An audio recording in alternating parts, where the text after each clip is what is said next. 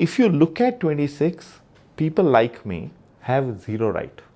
It's a fundamental right that has been made to disappear from me because you interpret the constitution in a particular manner. For ease of debate, I will say, let's assume that my mother was a Chitrapur Saraswat and my father was also a Chitrapur Saraswat. So I'm a Chitrapur Saraswat. So I have rights as a religious denomination with regard to the Shirali Mutt. Yeah. I have a relationship with a certain Devi, not with the deity in Shirali.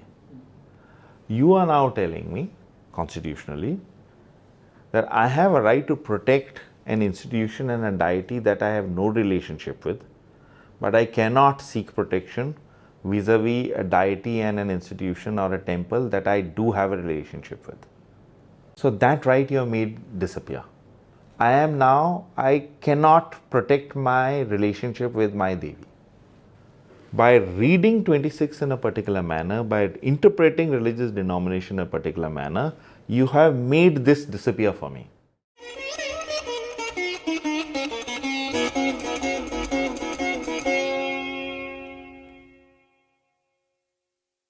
Twenty-five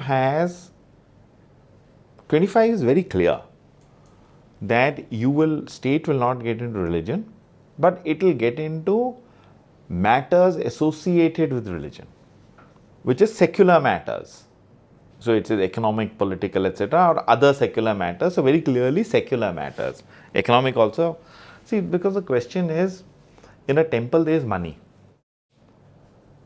or there is finance. Now that money has to be used in one way or the other. Is that religion or is it a secular thing? Because remember one thing, and this comes from the British times, a deity is a minor. It is a person. That is that person's wealth. Somebody is deploying it in a particular fashion, but it is that person's wealth. Anything that is an extension of the deity is religion. One way of looking at it. Another way of looking at it is that the money that is collected, whether you put it in a fixed deposit or put it in mutual funds or you put it in a school or a college, should it be charitable or not, it's a secular decision. It has nothing to do with deity, it has nothing to do with the scripture. So how do you look at how will you deal with money? So what courts did when it comes to 25, now there are certain things that are clearly secular when it comes to, let's say, a religion. So let me give an example. What should be the entry fee? Should it be 25 rupees? Should it be 500 rupees? Secular administrative decision. Who should sweep the place?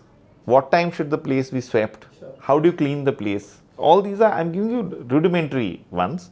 There are a bunch of more sophisticated secular things. Sure. These are all secular decisions. Yeah. Scripture does not provide for it. God does not, deity does not provide for it. It is not, it is at a human level you sort of take these decisions, secular. So I would say when it comes to religion, they are a category of things that are clearly religious. It comes from scripture, it comes from the Sthala Purana, it comes from practices, it comes from culture, it comes from belief. Then there is a set of practices that are clearly secular. There is nothing, religion, nothing to do with it. Yeah. Who should sweep? When should it be swept? Yeah. How many times should the temple be swept? Yeah. Purely secular. Then there are a set of things that are a mix. I don't know whether it is religion or it is secular. Money. Temple. Let's say money. I'll give you, in that money also, I'll give you an example.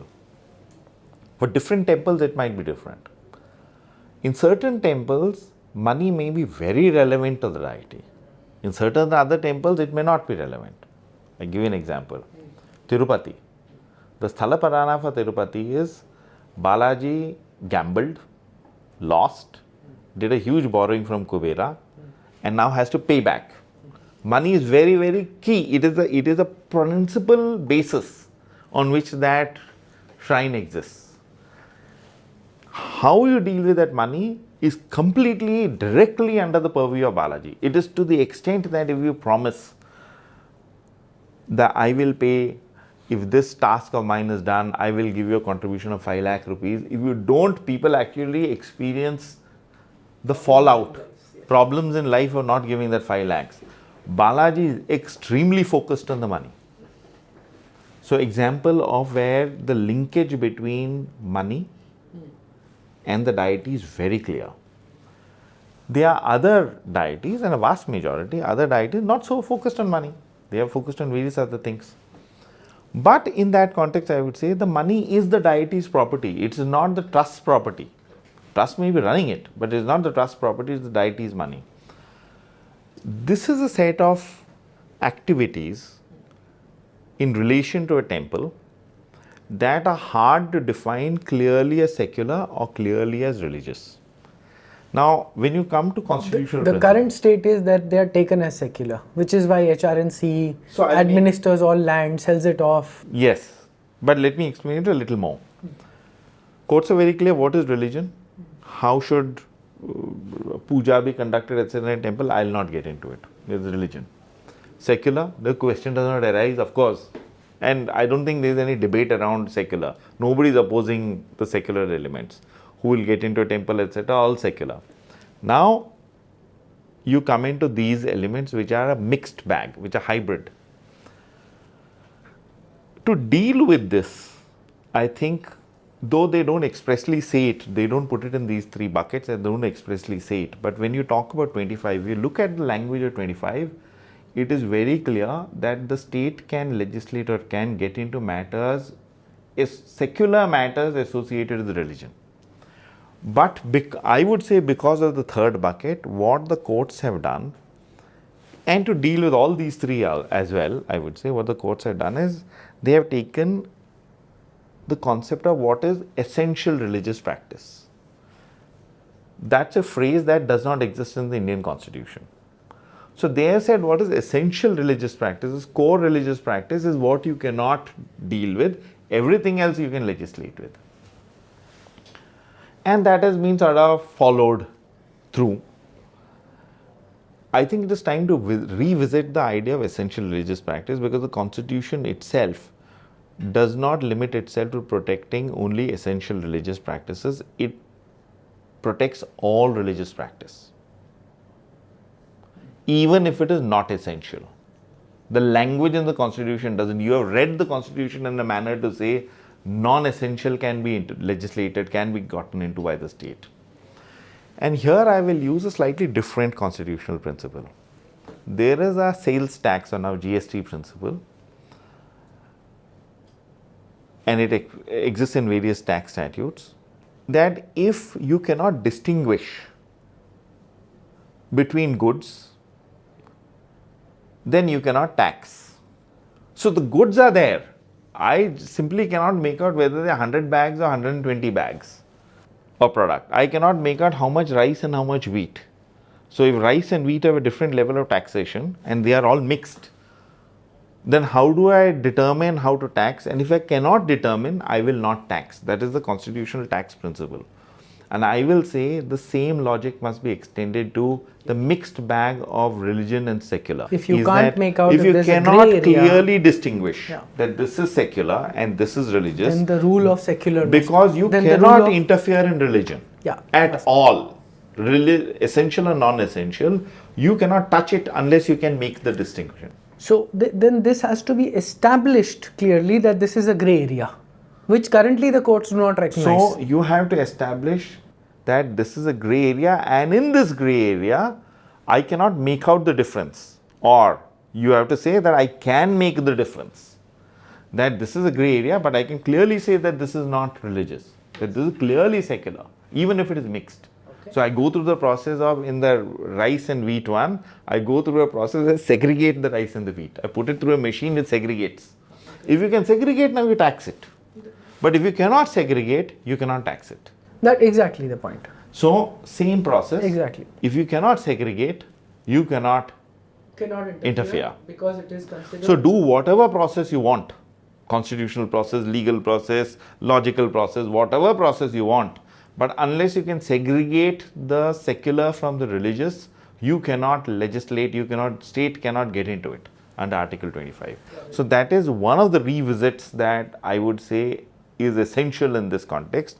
It has not been challenged because, see, think in terms of this principle came in the Shirur Math case initially. So it is 50s, 60s that principle has been following.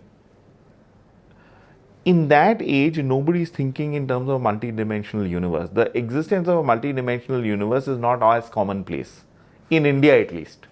It is commonplace.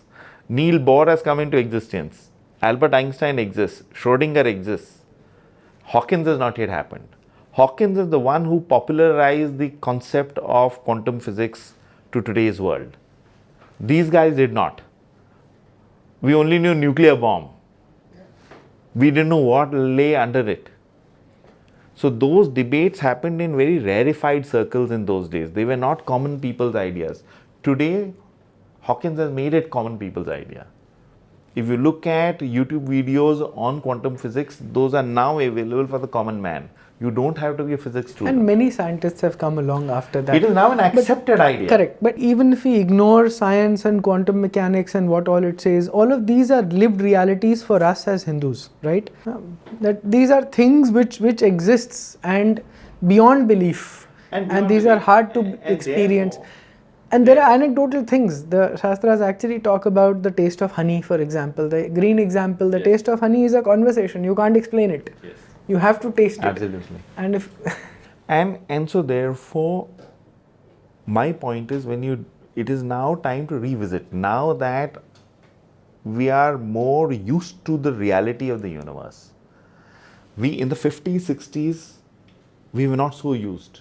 We took decisions, judicial decisions in those days reality, which was little more material. So if you were to argue for this, for example, in the court to amend some or to shift the needle in the judges' minds in court cases, You would say that these need to be overruled. You would then argue for two broad objectives, as I understand, is to add the religious experience and that the court has no experience to judge on that. The second thing you would do is what is essential, which means what is secular, not secular, what is a grey area. And so these are the two broad objectives, as I am understanding, that you would push for in amending in Article 25. I would not say amending, Okay. in relooking But at relooking at Article what does it 25. mean? Now, Yeah. so relooking means that I call for a review of the old judgments that interpreted 25 in a particular way. All that needs to happen is there needs to be a higher bench of the court. If they accept this idea, they can actually overrule it. I'm not critical of those judgments. I say that those judgments, given the context of that day, given the context of who was arguing, the arguer's reality, the practitioner's reality, those judgments were okay for those times. We have moved, just like socialism was okay for that time. It is not okay today. So like that, I would say the way we look at religious ideas needs to undergo a shift, given our underlying shift in perception of the universe. We are no longer as bound to the Newtonian world. We are now living in a quantum world. Every modern device that we use is based on quantum physics, is based on quantum mechanics. You will not have your cell phone without that.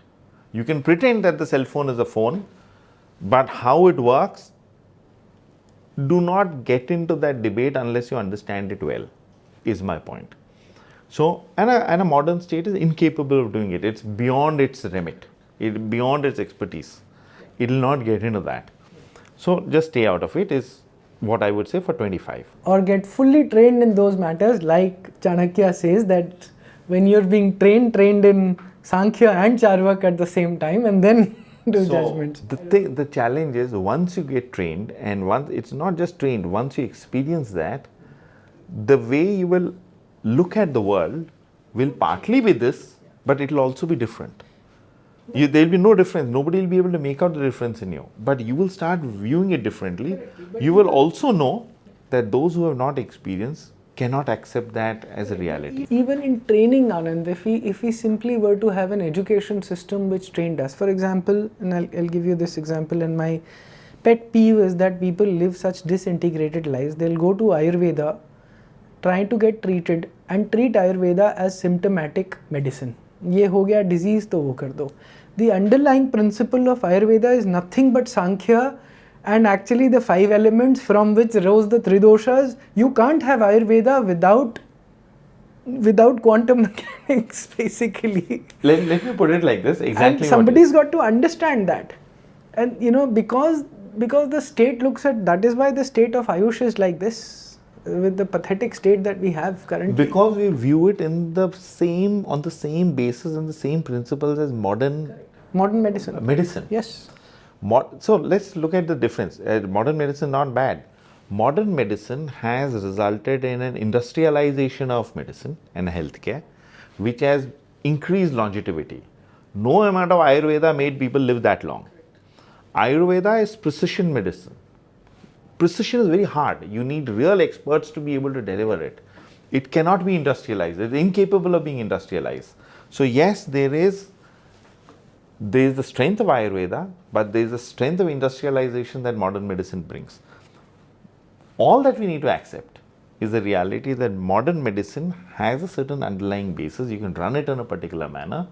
When you superimpose this onto that precision medication, you run into a problem. So as a result, we now have certified Ayurvedic doctors. You go to Ayurvedic college, you come out just like an MBBS. You don't get into MBBS, you go to Ayurveda, you become an Ayurvedic doctor, you come out. They can't even do Vikriti based on your No, you do something like that. Something, but it's not. You are functioning like you. Lot of these, I won't name anybody, but lots of these companies are making Ayurvedic medicine. Which Ayurvedic tradition allows you to make mass medication like that? So you have started industrializing medicine. The other reality is the basic ingredients for Ayurveda are very rare to find, very difficult to find. You cannot mass produce a lot of those things. I mean, even if you do, and they may give some symptomatic relief or something, in most cases, not even that, but even if they do, that is not treatment of the body, which is the principle that Ayurveda takes. So correct, because Ayurveda does function on the basis that you have 5 koshas. And 5 principles, 3 doshas. And some of your treatment lies outside the Annamaya kosha, which is our material body. So Pranamaya or Manomaya, that is where some of the treatment will happen. Including Jyotisha. So, correct. So, these are all integrated because the universe is integrated. When Devi played out of Shiva, there is an integrated manner in which the universe evolved. Therefore, the solutions lie in looking at the universe in that integrated fashion. It is not, there is no element of the universe that is not a function of Shiva and Devi's play in it. Wonderful. So now we come to Article 26. Now 26 has very often been interpreted in the courts, very often hand in hand with 25. And therefore not much attention gets paid to 26. There is only one aspect of 26 that is relevant, and that is where I would sort of raise the issue. 26, interestingly, is a fundamental right made available to a religious denomination. It is very important, and therefore courts get into who has this fundamental right. So it goes, you look at who is a religious denomination. Courts have looked at the Oxford Dictionary definition, which is basically English. Oxford Dictionary comes under, guys who write the Oxford Dictionary and sort of articulate it are Christian in their orientation. Look at Christianity, they have got very specific denominations. Anglican Church, Methodist Church, X Church, Y Church. So they are those denominations are very clear. Within Christianity. Within Christianity. Right. And people that come from that denomination very often go to that specific church only. Yeah. Now this right, which is 26, which we have sort of again got from the European thing, is that this is a right of a practitioner with regard to their particular practices, their institution, their religious institution. So in a European sense and the Oxford Dictionary sense, it is possible to have very clear denominations. So that's what has been brought here. So it is written in those terms. Yeah. Now Constitutional Assembly debates have an interesting, it's a small debate, but somebody raised the question as what denominations for the Hindus? We are all over the place. So I forget the precise language in the Constitution. It was therefore after the debate they rewrote or re-articulated 26 to say any section thereof, any religious denomination or section thereof, some language to that extent, which basically says that, which is reacting. They wrote it like that, but it's a reaction to the truth of the Hindus. Now, what is the truth of the Hindus? How many of us come from any specific religious denomination and we follow only that? We don't go to the other. So just for context of the viewers, you mean the Hindu denomination would be Vaishnav, Shaiva, Shakta, Tantra, whatever? It could be all of that, All of them. but it could be very specific one. So a denomination could be, let's put it in the context of a Within church. Tantra, Let's put it in the context of a church. Guru based. A guru base. So let's say if you look at those constitutional principles, they Shirur Mat. It is in the context of the Shirur Mat. Shirur Mat is a certain kind of mat. Certain kinds. So let's say my mother was a what is called a Chitrapur Saraswat Brahmin. So the Chitrapur Saraswat Brahmins have one they have one mat in Shirali. There is a guru over there. They all follow that. So if you look at 26, they will say 26 is therefore available only to Chitrapur Saraswat Brahmin in the context of the Shirali Mat. It is not available to the Chitrapur Saraswat Brahmin in the context of the Mangeshi temple or the Shantadurga temple in Goa, to which they have also affiliations. Okay. So it is available only in this context. Now that is true that because when you come to a Christian denomination, they are not thinking like this. They are very specific. I am a Methodist. I'll only do this. I won't go here. They'll also try and marry only within that particular silo. So the fundamental right works. Now think of it like this.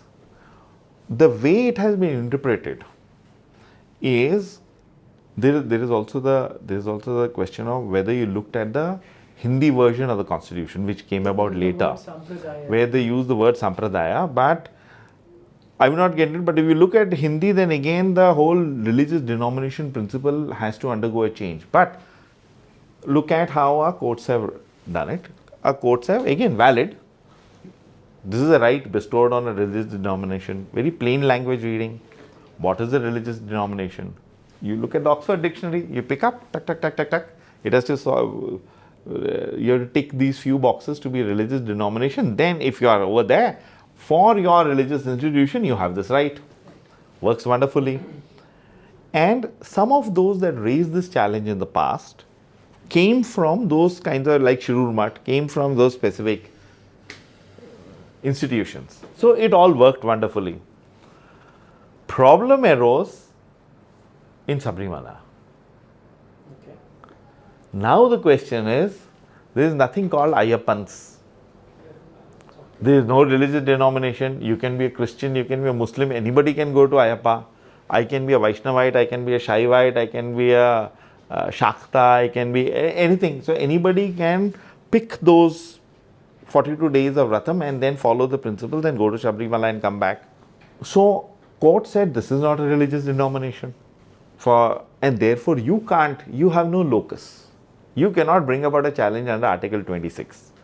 Because Article 26 is very clear in terms of there is no concept of essential and non-essential and all. This is my religious institution, except in case of morality, public health, etc. You can't get into it. So it is a very hard right. It's harder than the right under 25. Because 25 you are read into essential religious practice, secular, and like it is a bit mixed up when you talk in terms of mixed bag of religious and secular. Here there is no concept like that. Right. Here it is very, very clear. So if I am a religious denomination and I have this, I think the error was in the context of some of those challenges that happened in the past. Those challenges happened from people that did come from specific denominations. And therefore, when the court articulated this religious denomination, there never was a problem.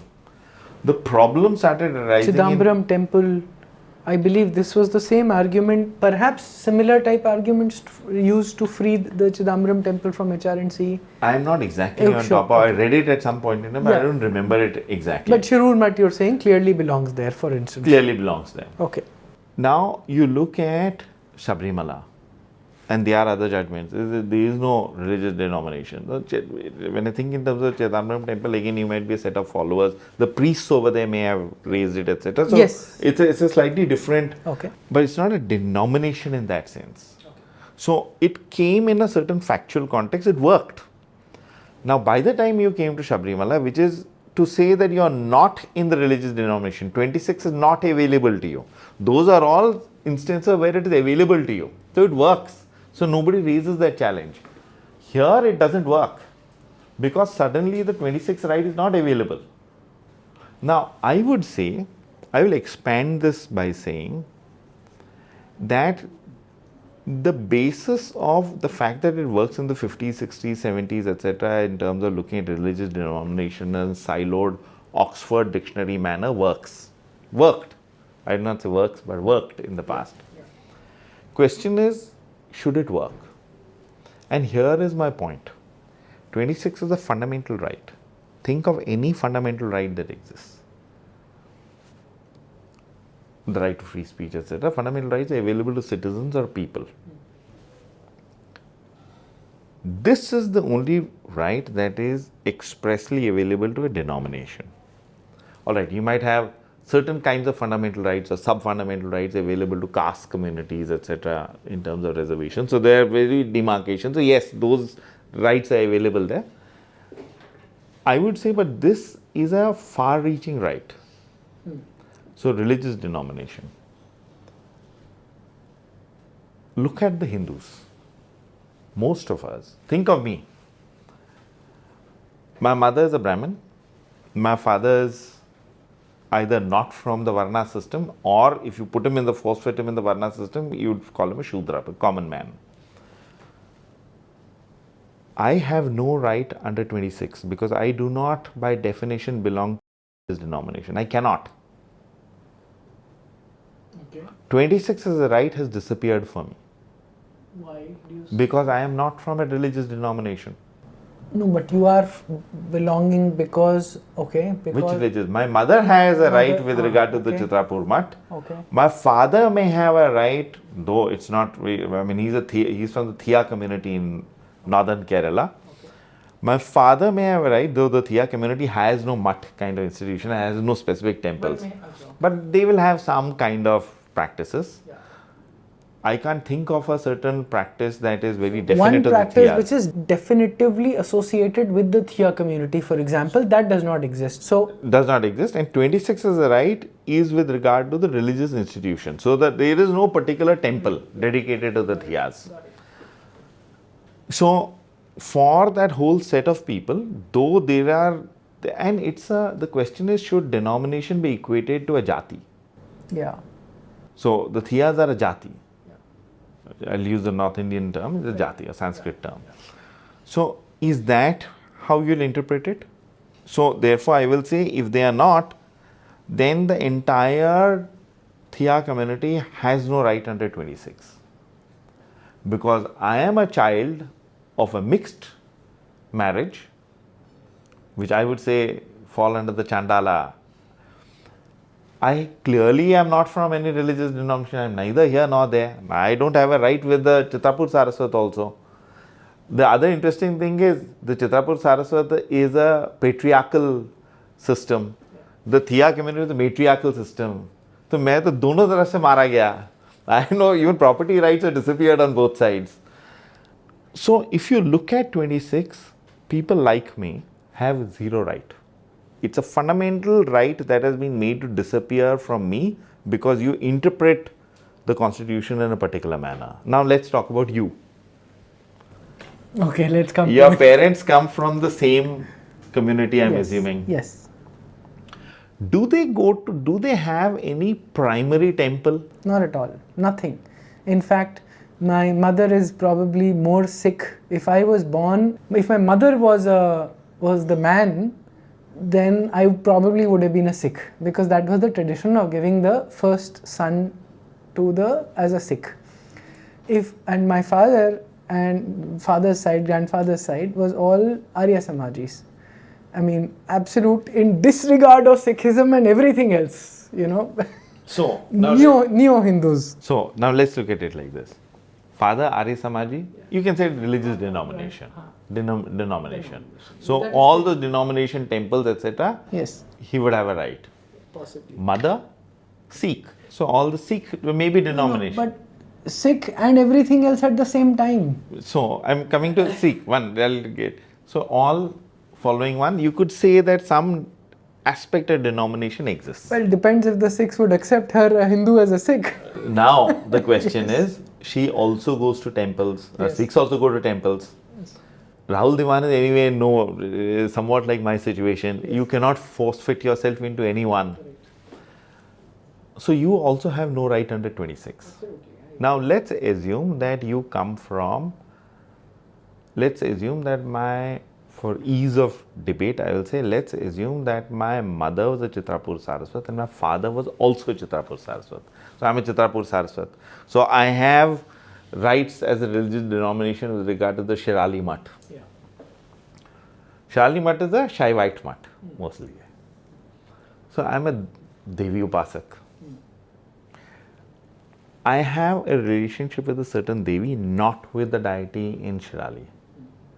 You are now telling me, constitutionally, that I have a right to protect an institution and a deity that I have no relationship with, but I cannot seek protection vis-a-vis a deity and an institution or a temple that I do have a relationship with. You've just given me a very powerful snippet. So that right you have made disappear. I cannot protect my relationship with my Devi. 26 is meant to protect your relationship with your religious practice. By reading 26 in a particular manner, by interpreting religious denomination in a particular manner, you have made this disappear for me. Now think of the vast majority of Hindus. In a household, one person will have a relationship with one deity, another with no deity, third with the third deity, fourth with the fourth deity. None of them can be. So now what you are saying is, none of them have the right under 26. So to be under 26, you must be under a denomination. Think of modern India. We are now encouraging cross-community marriages. So actually, you are making the right under 26 disappear by giving it such an medieval interpretation. We need to look at Article 26 in the context of the religious practices in India, not necessarily the Hindus. Let's say my one parent is a Muslim, one is a Hindu, then I have no right under 26. Are you saying that a fundamental right will cease to exist for me? Or are you saying that I cannot have a relationship with a certain deity which the Constitution of India will refuse to protect because my parents do not come from the same community and they are incapable of being defined as a denomination? The reality of India is that we are increasingly becoming more homogeneous. We are becoming a mixed society.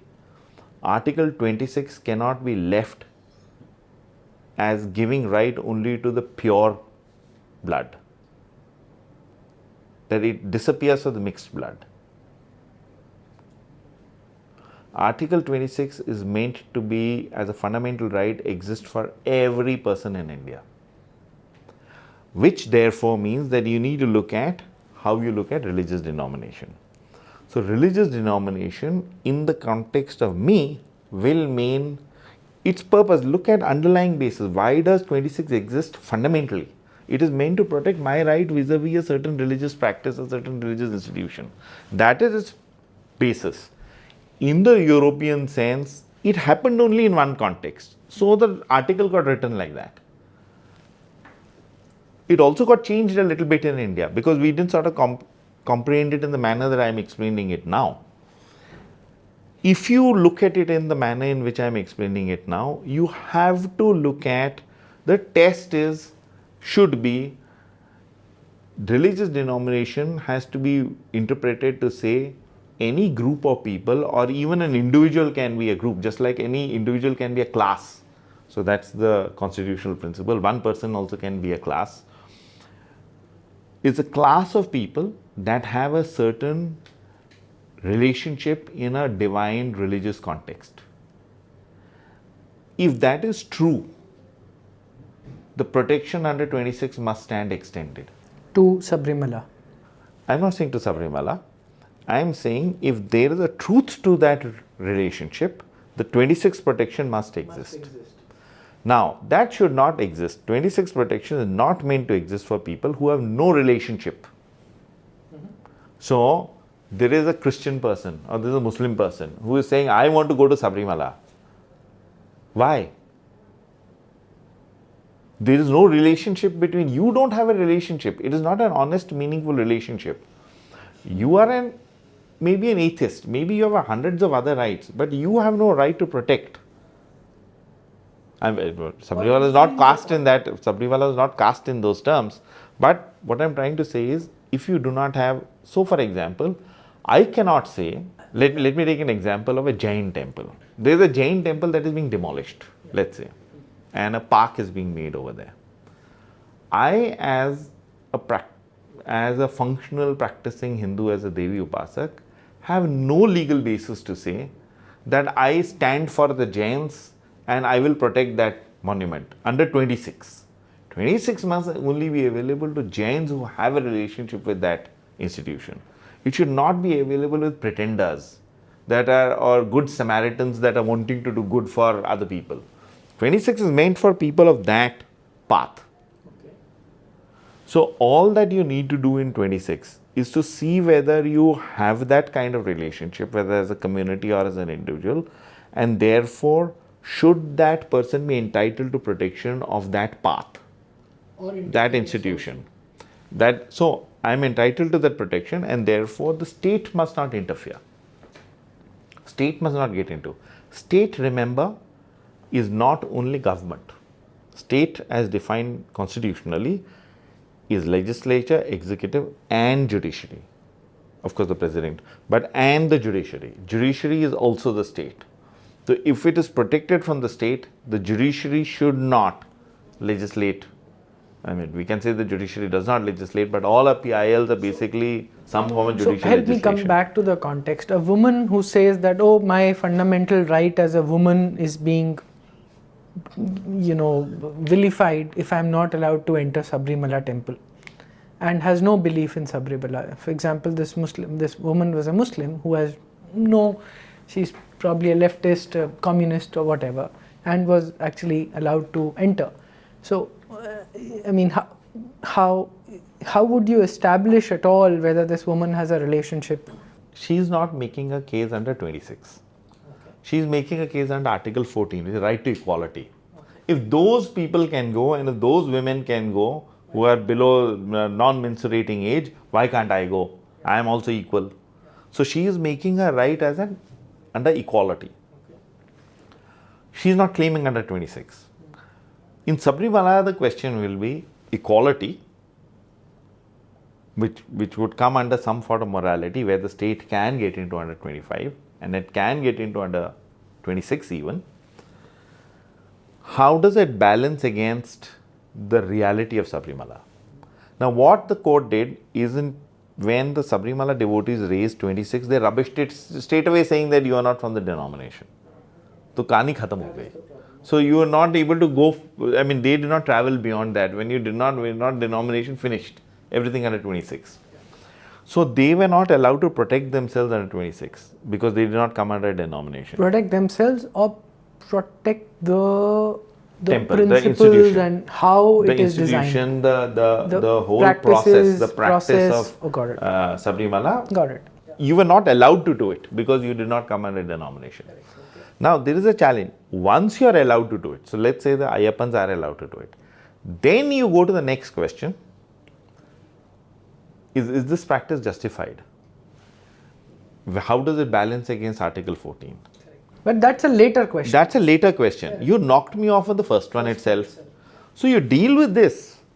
I may have a certain view, you may have a certain view, but you never even got into that debate. You basically shot it down. Then there are other judgments that deal principally with 14 and say that, which are of other judges, which sort of get into it saying that equality these are ancient practices, etc. But then that is exactly, just in the context of Sabrimala, exactly what you explained, right? I mean, the lack of, there is a religious experience, there is a process, and the court, the state has a lack of experience on judging anything in these matters. So, for example, menstruating women should enter or not in that particular temple is in the realm of that religious experience, how the Pran Pratishtha was done, and so on and so forth, right? So I would say, as an experience, the expertise does not lie. Yeah, okay. Yeah, expertise. Yeah, okay. Now, I'll tell you one of my surprises. One of the judges, anybody who knows who constituted the bench will know who I'm talking about. One of the judges was a priest. A priest should, in some ways, have an understanding of a realm of the universe that is beyond the material.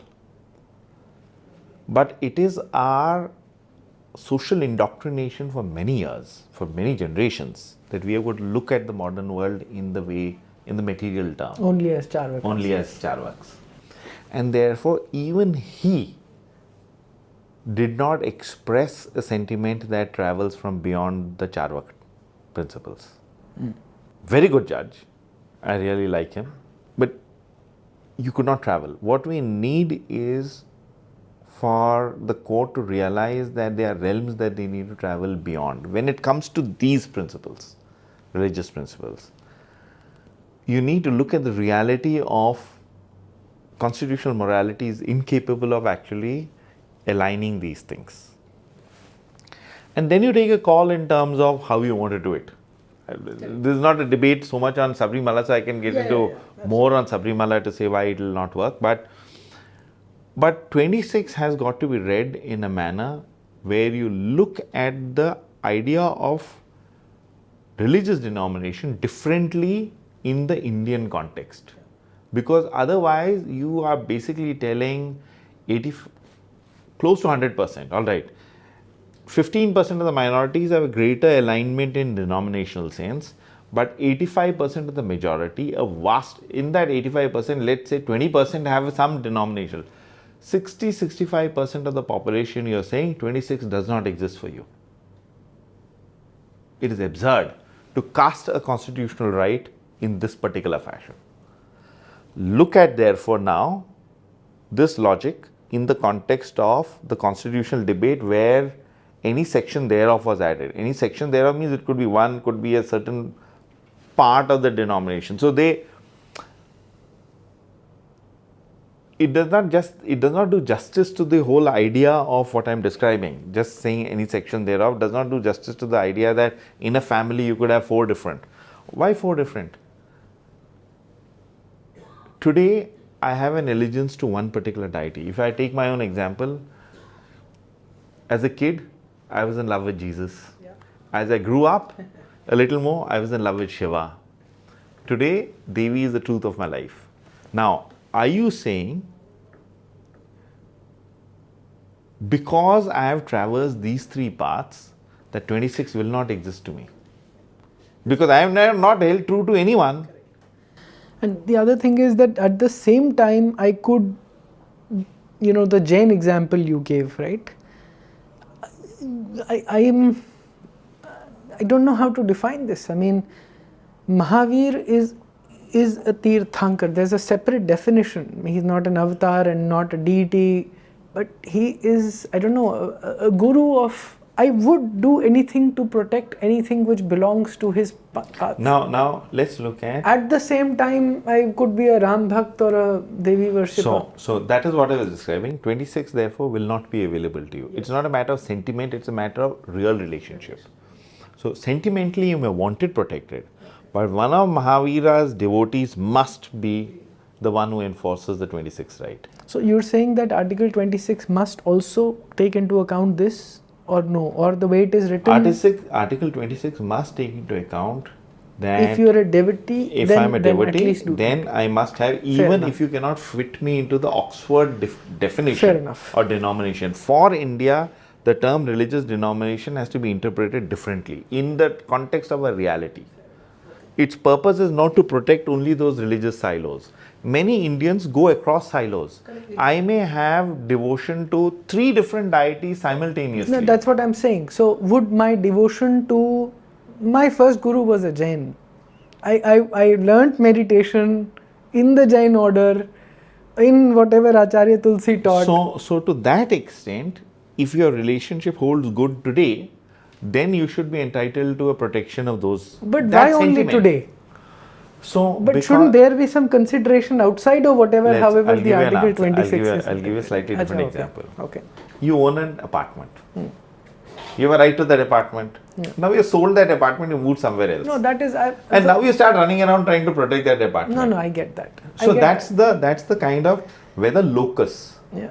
Who should have the So right legally, I to- understand that. So sentimentality, you're saying, is not in the from the not that form of sentimentality. There needs to be the sentiment needs to be stronger for that right to come into play.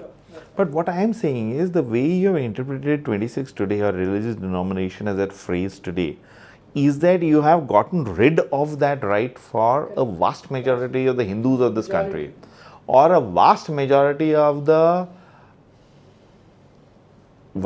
Muslims. They don't function under one religious denomination. A lot of Muslims are all over the place. Christians are more denominational.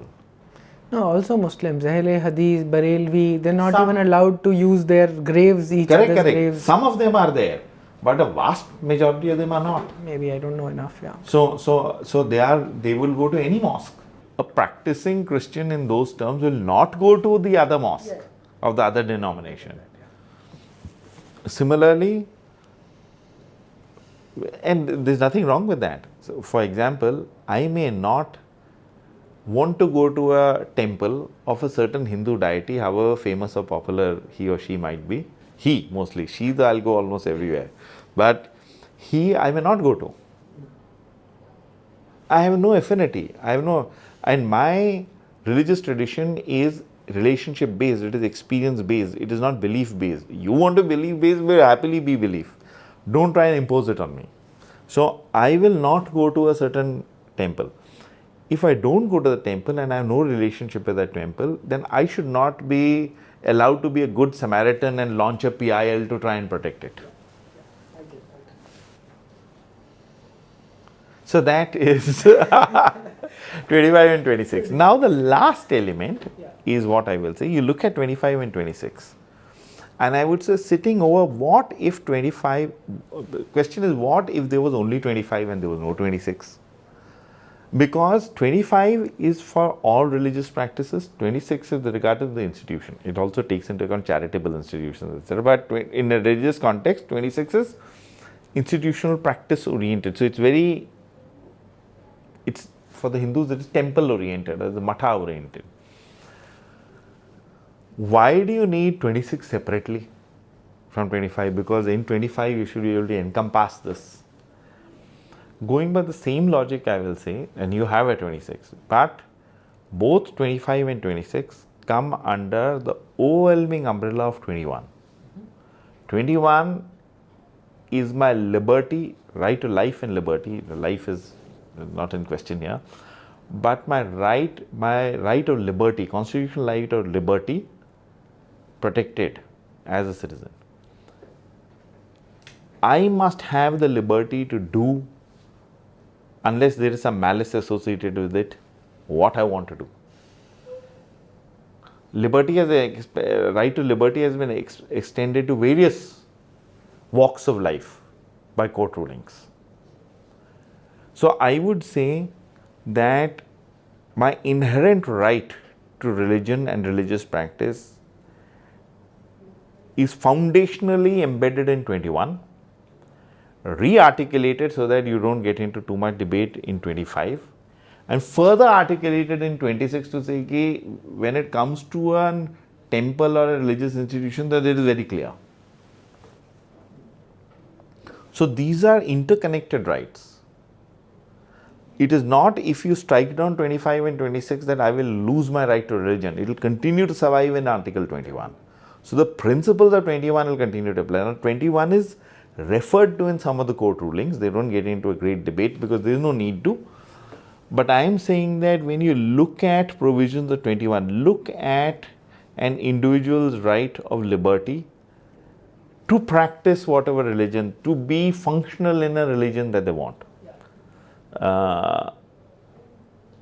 And that is the relevance of 21. And so, in that context, you're saying, why do we need 26 at all, and perhaps also? No, I'm saying that 26 is a further articulation. Okay. I'm saying that you take the constitutionally in terms of academics, lawyers, judges, you take the constitutional right under 21 as somehow, in some ways, more important than a right to religion. Right to religion, you say, these are for those fools who practice religion.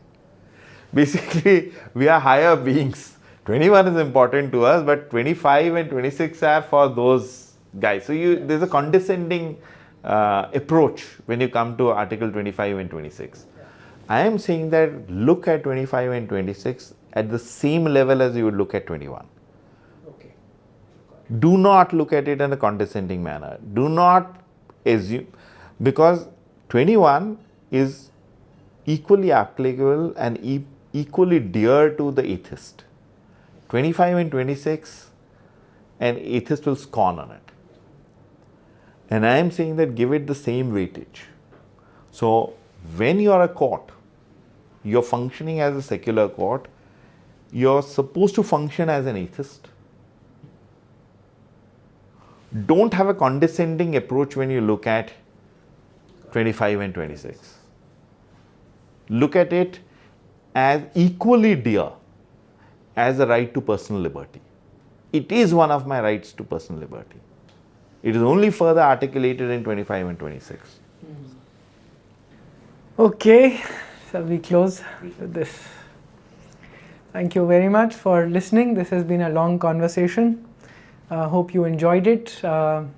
Please leave your questions, comments, bouquets and brickbats, and I can probably collect all of those and come back in a follow-up conversation with Anand. So anything, any feedback will help.